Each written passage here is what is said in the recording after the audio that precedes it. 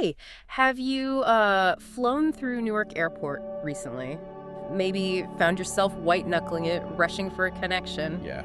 Well, if that sounds familiar, you'll want to hear what we're looking into today. Hmm. We've seen some recent reports highlighting concerns, and these are coming from the air traffic controllers there. The people actually guiding the planes. Exactly. And honestly, some of what they're describing, well, it makes you sit up and pay attention. That's right. We're taking a closer look at what's been happening, in the skies and on the ground at Newark. It's a major hub. It really is. And our goal here isn't about blame, not at all. It's about trying to understand the underlying issues. Right. Why are these experienced professionals raising red flags? And what could it mean for anyone flying through or even living nearby? Okay, so let's dig in then. What's the core worry? What are controllers actually seeing? Well, at the heart of it are these reports of multiple near-miss incidents. Near misses. Yeah, situations where planes got, frankly, dangerously close. And it's not just that. There are also reports about system glitches, operational problems with air traffic control there. So not just minor things. No, the worry is these aren't just small hiccups. The concern is they could potentially lead to, real danger for passengers. That is definitely unsettling. Is this just a Newark thing, though? Or is it part of that bigger picture we hear about the strain on air traffic control across the U.S.? Well, it does seem to fit into that larger story about the demands on ATC nationwide. Okay. I mean, any complex system can have errors sometimes, right?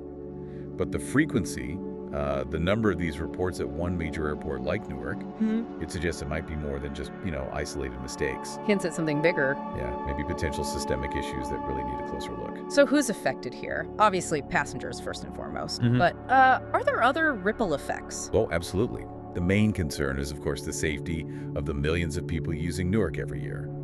Domestic international flights. Right. But it doesn't stop there. Think about the people living nearby, under the flight paths. Yeah, the local communities. Exactly. And then there are the airlines. United uses Newark as a huge hub. If safety becomes a question mark, that's a massive operational headache, not to mention the reputational risk. It really impacts a lot of people and businesses. Okay, context is probably helpful here. Yeah. For anyone maybe not super familiar with Newark Airport, can you kind of paint a picture? What makes it such a big deal? Sure. Newark Liberty International. Yeah. It's just a critical piece of the transport puzzle for the whole New York, New Jersey area. Managed by the Port Authority. That's right. They handle a lot of the big infrastructure around here. Newark itself is a massive international gateway. Tons of travelers every year. And the United Hub connection is key. Absolutely. A huge number of their flights connect there. Plus, economically, the airport supports so many jobs, drives a lot of business. It's vital. Okay, so a vital artery. Got it. Now let's get into the why. What are some of the potential reasons behind these safety concerns?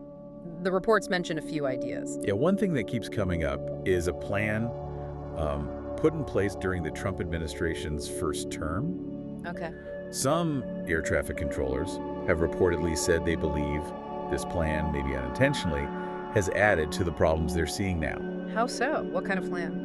Well, generally, these kinds of government initiatives often focus on efficiency, right? Mhm. Moving more planes faster. Makes sense on paper. Right. But sometimes, if changes to flight paths or procedures aren't, let's say, fully thought through in terms of controller workload or complexity, they can create unintended pressures or new pinch points in the system. So trying to streamline things might have actually made some aspects riskier. That feels a bit backward. It can seem that way. Another really significant factor being talked about is potential understaffing, not enough controllers at Newark. Ah, the staffing issue. We hear about that a lot. Exactly. And when you don't have enough controllers for the workload, the ones who are there face more pressure, more fatigue. Stands to reason. And in a job like air traffic control, where focus is everything, that extra workload, that fatigue, Yeah. it unfortunately raises the chances of an error slipping through. More plates to spin, like you said. Okay, what about the tools, the technology they use? Is it keeping up? That's definitely another piece of this. There are suggestions that maybe some of the tech, the infrastructure at Newark's ATC might be, getting a bit old. Outdated. Potentially. In aviation, things change so fast. If your systems aren't keeping pace, it just gets harder for controllers to safely manage the increasingly complex skies. especially at a busy place like Newark. So it sounds like it could be a mix of things coming together: procedures, staffing, technology. A confluence of factors, yeah. When you see situations like this bubble up, what do aviation safety experts usually say is most important? What do they stress? Well, safety professionals almost always talk about needing multiple layers of safety. They stress, really strong, clear safety rules that everyone follows. Consistent, thorough training for controllers, pilots, everyone involved. Training, right? And, crucially, ongoing investment. Putting money into modern technology and infrastructure so controllers have the best tools possible. And investigations. Yes.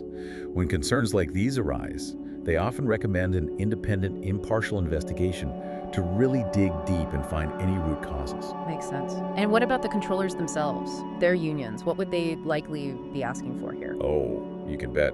The unions representing the controllers would be pushing hard for more staff to ease that workload pressure. Staffing first. Very likely. And probably better working conditions too, to reduce stress and fatigue. Those are huge factors for alertness. And of course, they'd almost certainly be demanding updates to equipment and technology. Give their members the resources needed to do the job safely. This doesn't sound entirely new for Newark, does it? I feel like I've heard whispers before. Have there been earlier issues? Reports do suggest, that there have been previous close calls or operational challenges at Newark over the years. So maybe a pattern. It could suggest that these current concerns aren't totally out of the blue, but maybe part of an ongoing issue that's now escalating. It really highlights why these new reports need to be taken seriously. And just to underscore why this matters so much, even if not at Newark specifically, we know that historically ATC issues or system failures can have devastating consequences, right? Absolutely. Thankfully, major accidents are rare in modern aviation. But aviation history does sadly include incidents where ATC errors or system failures were contributing factors. Tragic reminders. Exactly. They serve as really stark reminders of the potential human cost if safety isn't the absolute #1 priority. It shows why you need constant vigilance, proactive measures, always. So it seems pretty clear then, these safety concerns being raised at Newark, they're not just noise. They need serious attention. Absolutely. The warnings from the controllers themselves, they warrant very careful consideration.